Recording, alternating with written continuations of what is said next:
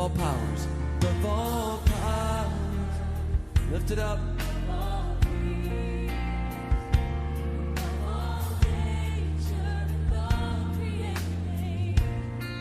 Above all wisdom.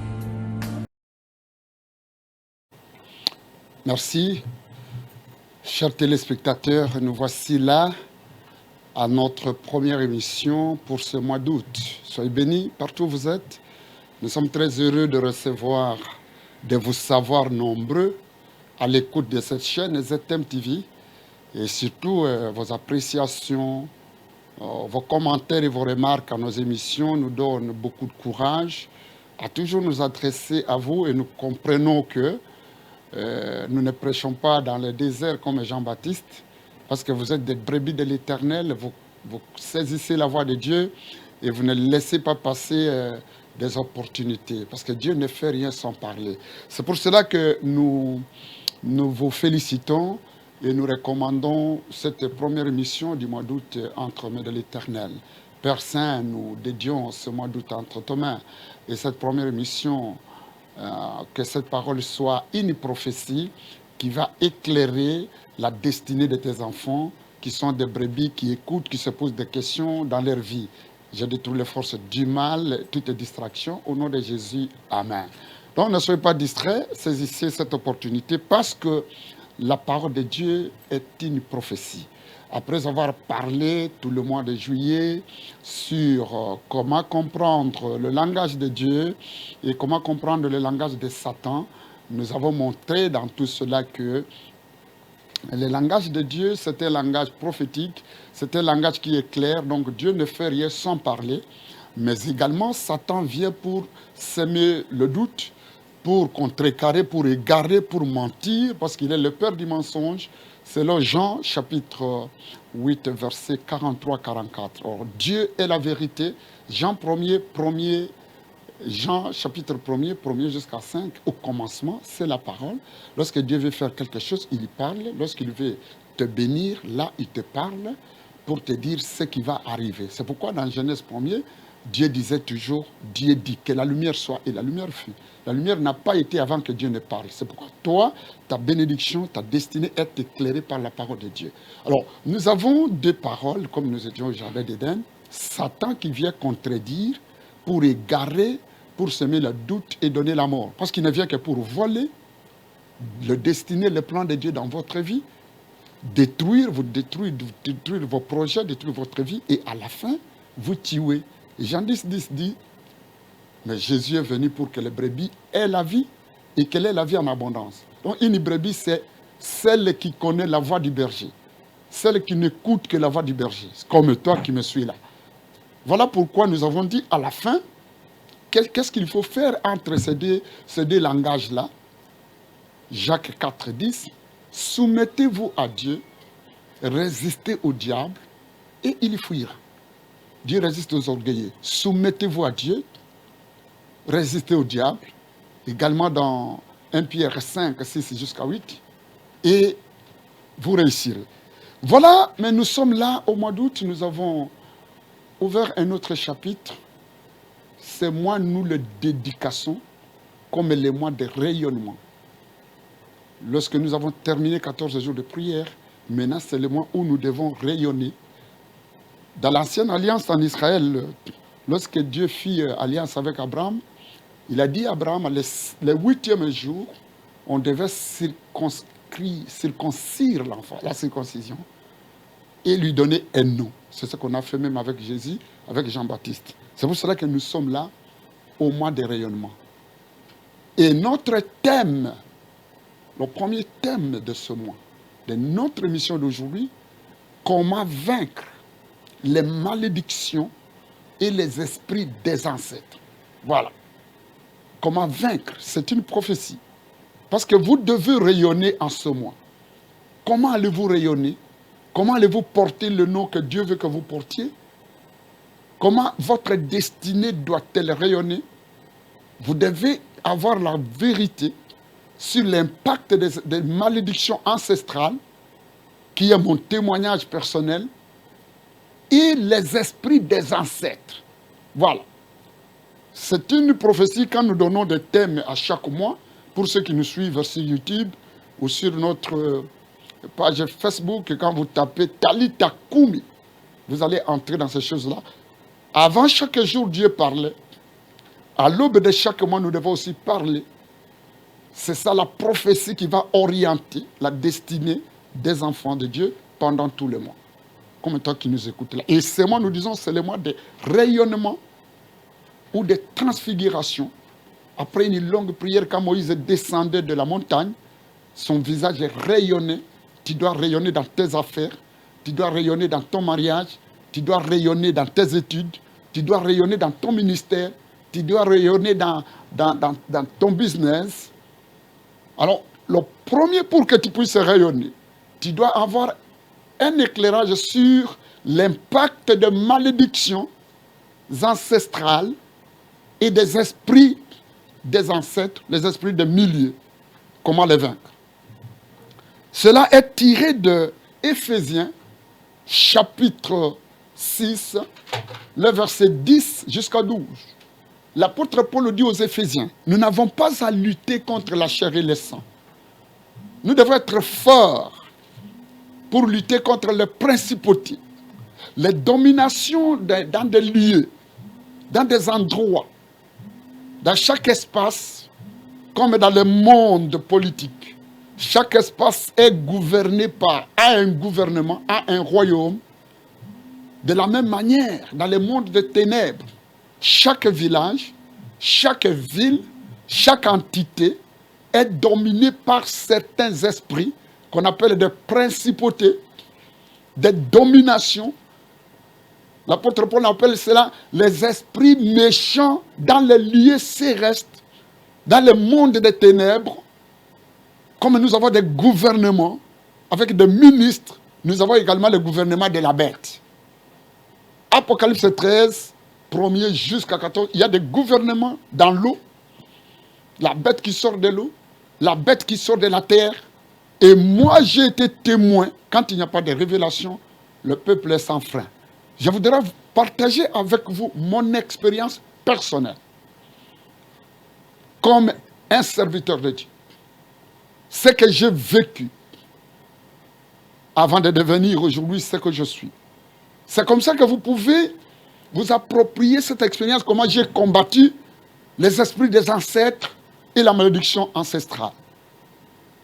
1er Jean, chapitre 1er, verset 1er jusqu'à 3. Ce que nous avons entendu, ce que nous avons vu, ce que nos mains ont touché, c'est ce que nous partageons avec vous, peuple de Dieu, pour que vous soyez en communion avec nous, comme l'apôtre Pierre et Jean ont dit aux paralytiques dans Acte 3, 1er, jusqu'à dire, ce que nous avons, nous te donnons.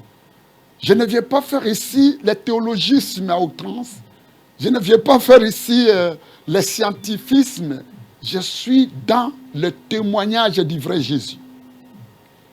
En effet, j'ai été, comme tout le monde, un jeune, bouillant, qui faisait de bonnes études, j'étais toujours le premier de la classe. Et j'ai commencé, en terminant la 6e, j'ai commencé à boire de l'alcool, à outrance, à verser dans l'impudicité. Et même avant l'examen d'État, j'étais devenu comme fou. Un matin, je me suis réveillé, j'ai trouvé qu'on m'avait coupé les cheveux ici et à la nuque. Et j'étais devenu comme troublé, comme fou. Ainsi, on m'avait emmené chez les féticheurs qui m'ont mis toute espèce de gris-gris partout. Et j'ai passé l'examen d'État, on m'avait donné des bouteilles avec une certaine maman qu'on appelait Maman Wenando, paix à son âme, qui m'a lavé la nuit. L'autre fois, je vous ai dit que quand on vous lave nu, quand on vous lave la nuit, on met la nuit dans votre corps. Et on vous lave nu, vous serez nu toute la vie. Ce sont des cérémonies qui ont un langage. Alors, j'ai terminé la 6e, mais le premier jour, en terminant la 6e, j'ai commencé à boire. Et ce jour-là, j'ai dormi la porte ouverte. Je me suis retrouvé le matin, j'étais tombé du lit, j'étais par terre. Et j'étais seul. Comment cette situation? Je demande, je n'avais personne parce que c'était après les examens d'État. Et je me retrouve vraiment dans la poussière. J'enlève tout ça et je recommence. C'est comme ça que j'ai commencé à trop boire jusqu'à ce que on m'avait empoisonné. Dans la turbulence, là, même quand j'étais préfet des études, c'est toujours comme un bandit, au Telemo Koyi, au Lando Koyi, au Telemo Zoki, des cris comme ça. Et ma maman pleurait chaque jour lorsque je vomissais. Oh, mais c'est un garçon intelligent, pourquoi il doit faire ça? Ce n'est qu'après, en 2007, j'ai déjà cru au Seigneur et je suis allé en Afrique du Sud. Celui qui devait m'accueillir à Johannesburg, c'était la fille d'un de nos diacres, Papa Mathieu. Quand elle m'a accueilli, je suis entré dans sa chambre et je devais prier. J'entre seulement dans la chambre, je commence à prier, j'ai fermé la porte, j'ai fait à peu près 30 minutes. Et là, je suis tombé en extase, comme si j'étais mort, on toquait, je n'ouvrais plus. Là, je vois en songe, Dieu me montre, les esprits des ancêtres. Je suis là et je me vois au village.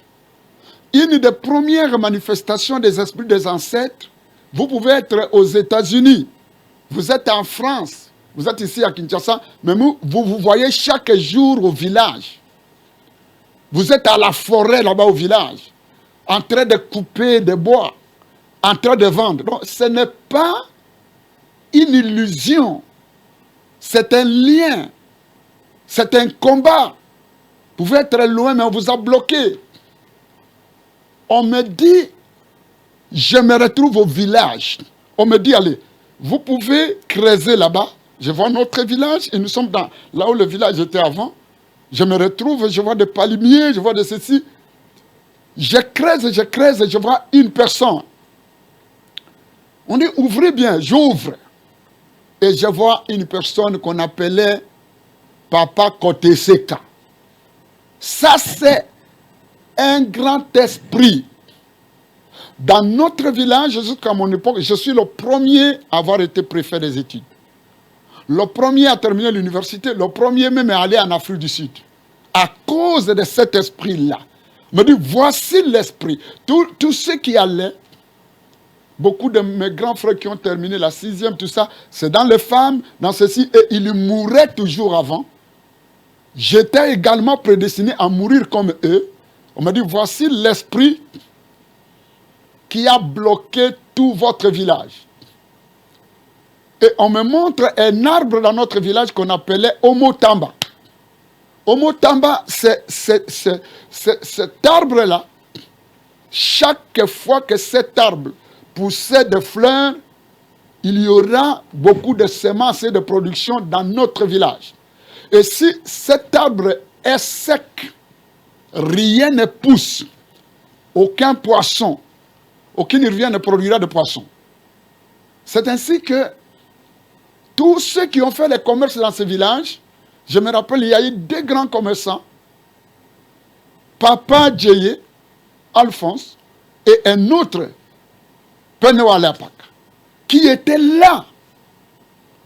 Ils ont prospéré, mais tous les deux n'ont pas eu d'enfant. L'autre a eu un enfant après. Ils étaient bloqués totalement et ils sont morts sans rien laisser. Tous ceux qui ont étudié, qui sont allés à Kisangani, pas en Europe, chaque fois qu'il montait un peu, c'est cet esprit-là. Et lui-même, ce papa-là n'a jamais mis au monde. On m'a dit, alors maintenant, comme toi tu es arrivé, tu es le premier à sortir. Tu es arrivé ici, cet esprit te suivra. Il faut le tuer. Et on m'a donné un couteau. On m'a dit, trouez ce papa-là. J'ai mis le couteau et il a crié, ah! Et le sang est sorti. Alors je me suis réveillé, j'ai entendu la fille de mon diacre qui toquait. Elle était vraiment aux ébats. Ouais. Qu'est-ce qu'il y a? En anglais là. J'ai ouvert. J'ai dit, non, mais j'étais en prière, voici ce que j'ai vu. Oh, mais nous paniquons, nous croyons que tu es mort, tu as piqué une crise.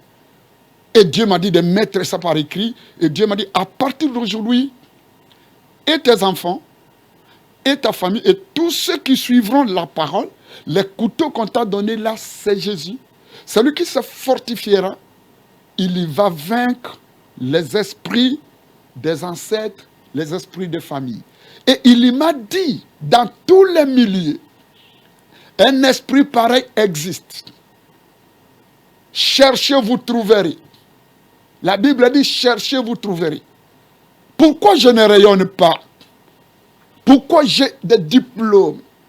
Pourquoi ma destinée est bloquée? Pourquoi mes droits sont bafoués? Tous nous travaillons, mais pour moi, ça ne marche pas. Dieu m'a dit, dans tous les milieux, même ici à Kinshasa, il y a des esprits de Bateke. Il n'y a que le nom de Jésus. Il n'y a que l'épée de la parole qui peut briser cela. Dans chaque milieu, il y en a. Et la Bible parle des principautés. Dans ton village, il y en a. Il y a des familles tout entières bloquées. On m'avait montré que les ancêtres ont fait des cérémonies, les ancêtres ont fait des pactes, les ancêtres ont fait des alliances. C'est pour cela que la Bible parle de profondeur. La profondeur appelle la profondeur. Vous avez été dans les profondeurs de l'occultisme. Maintenant, vous êtes dans les superficiels en Christ. Vous êtes là dans l'évangile du modernisme. Sans entrer en profondeur, vous ne verrez rien. Depuis cette date, les enfants de notre village sont allés en Europe, sont allés en Amérique, ont terminé l'université, sont devenus des commerçants. Mais aujourd'hui, il y a des villages, il y a des milliers, il y a même des quartiers dans des villes. Où si tu es là, tu ne prospères jamais. Parce qu'il y a des esprits. Dans telle famille-là, aucun ne peut se marier. Il y a des malédictions des ancêtres qui se transmettent même par des noms, par des cérémonies. Il faut la révélation de la parole. C'est pour cela, bien-aimés, que nous sommes venus vous réveiller en ce 8e mois, ce début du 8e mois, qui est le mois de rayonnement. Tu ne rayonneras pas par tes efforts personnels.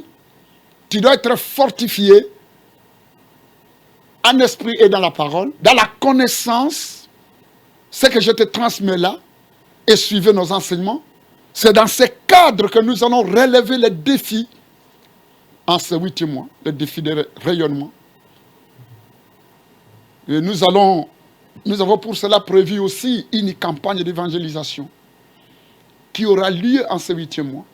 Parce que le chiffre 8 étant le chiffre du rayonnement, tu dois vaincre les esprits des ancêtres, les malédictions des milieux. Nous allons te communiquer les secrets de tout cela. J'ai vécu cela et ma vie a été transfigurée. Même au ville, tout le monde se demande, mais comment est-il parvenu là? Comment a-t-il fait cela? Je ne peux pas étaler tout mon témoignage ici. Mais toi qui es enfant de Dieu, tout ce que tu vis là, Dieu est venu pour te donner. Si Christ te libère, tu seras réellement libre. Tu ne vas pas seulement parler en bouche, je crois en Jésus, et tes droits sont bafoués. Bien-aimés dans le Seigneur. Et nous avons pris pourquoi ces cris. Voilà les thèmes de notre campagne d'évangélisation qui aura lieu à la Fikine. La Fikine. Ça, c'est aussi un endroit, la bifurcation. Échanger de limité. C'est là-bas.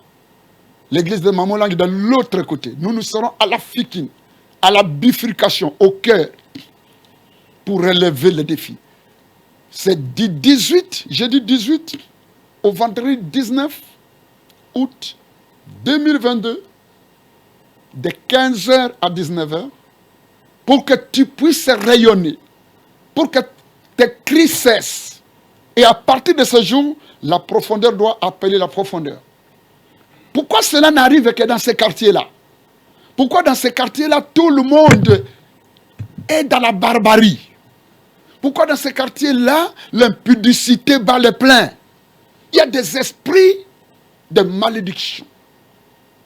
Il y a des esprits liés à certains milieux. Il y a des esprits qui dominent au bord des grandes rivières, les esprits de eau. Et un enfant de Dieu, on vous dit cherchez, vous trouverez. Vous devez chercher les causes de ce qui vous arrive. Et ne pas simplement dire Christ m'a sauvé. Christ t'a sauvé. Est-ce que tu as les témoignages de ton salut?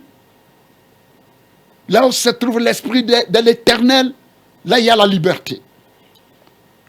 Voilà pourquoi, bien-aimés, pourquoi nous parlons de ça? Nous avons eu cette campagne l'année passée. Non, en 2018. Pendant que tout le monde paniquait ici à l'aube des élections de 2018, du 18 au 21, je pense, août 2018, sur Triomphal, c'était plus de 10 000 personnes. Pourquoi ces cris? Et nous avons dit, regardons à Dieu. À ce temps-là, tout le monde, les prophètes, les sessions ont dit, il y aura catastrophe, il y aura la guerre. Nous avons élevé les noms, les mains à Dieu. Psaume 34, lorsqu'on tourne, verset 6, à lui nos regards, nous sommes rayonnants de joie. Et Dieu a gardé le Congo. Qui l'eût cru? Et les élections se sont passées paisiblement. Quoi de plus normal à ce temps où notre pays a un grand défi de guerre à l'Est? À ce temps où il y a encore la préparation des élections l'année prochaine? À ce temps où l'Afrique connaît des problèmes?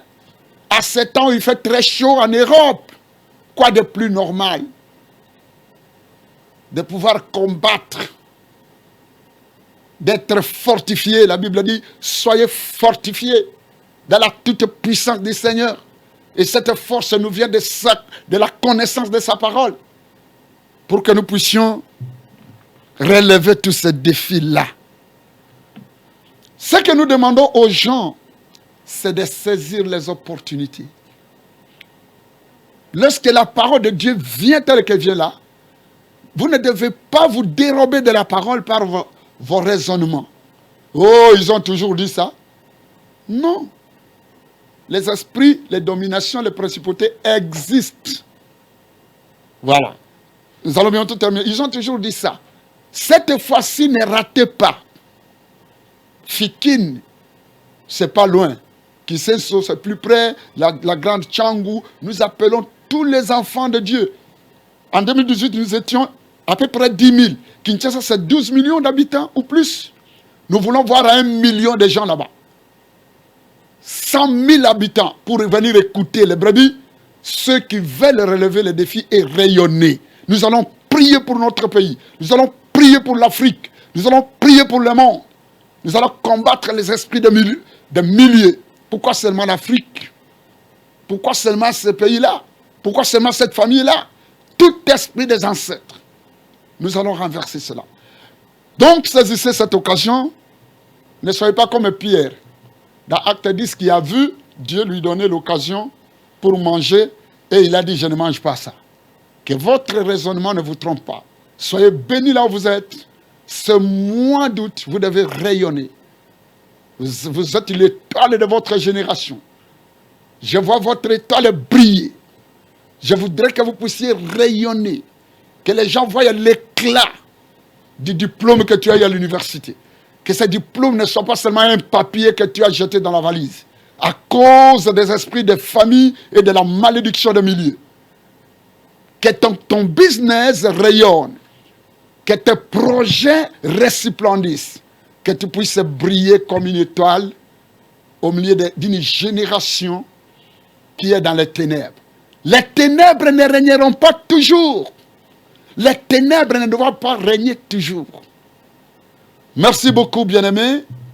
Je vous rappelle l'invitation, c'est du jeudi 18 août au vendredi 19 août 2022. Ou Fikine, à la Fikine, de Limité, à la Fikine. Donc nous serons là. Pourquoi ce cri? Soyez bénis partout où vous êtes. Que les rayonnements, que votre vie rayonne, que cette chaîne rayonne, que notre chaîne YouTube rayonne. toi, tu dois briller. Ton état est longtemps bloqué par les esprits des coutumes. L'épée qui a tué côté CK, c'est cette parole. C'est Jésus qui est l'épée. Que l'esprit des coutumes puisse te laisser. Je le brise au nom de Jésus. Que tu rayonnes, que tu resplendisses. Des belles filles qui ne se marient pas. Des beaux gars qui ne réussissent pas. Tout un quartier dans la boisson. Au nom de Jésus, je brise ces esprits-là. Rayonnez, rayonnez, rayonnez en ces 8 mois. Au nom du vrai Jésus. Amen. Merci. Que Dieu bénisse. Of all powers, of all powers, lift it up.